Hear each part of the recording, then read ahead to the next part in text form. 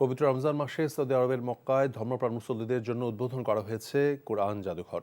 NTV Mecca প্রতিনিধি কামাল পারভেজ জানিয়েছেন, মক্কার ডেপুটি গভর্নর প্রিন্স সৌদ বিন মিশাল বিন আব্দুল আজিজ এই জাদুঘর উদ্বোধন করেন। মক্কা শহর এবং পবিত্র স্থানগুলো রক্ষণাবেক্ষণের জন্য যে রয়্যাল কমিশন রয়েছে তাদের তত্ত্বাবধান এবং সহায়তা এটি নির্মাণ করা হয়েছে। এখানে রয়েছে কোরআনের দুর্লভ এবং ঐতিহাসিক কিছু পাণ্ডুলিপি।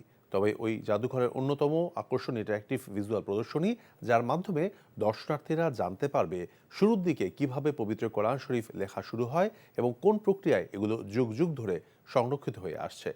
কোরআন জাদুঘর প্রকল্পে সৌদি কাফি জাদুঘর, সাংস্কৃতিক গ্রন্থাগার এবং হেরা পার্ক অন্তর্ভুক্ত, যা রমজান মাস জুড়ে সবার জন্য উন্মুক্ত থাকবে। এই ঈদে জামা জুতো অ্যাক্সেসরিজের ডিসকাউন্ট।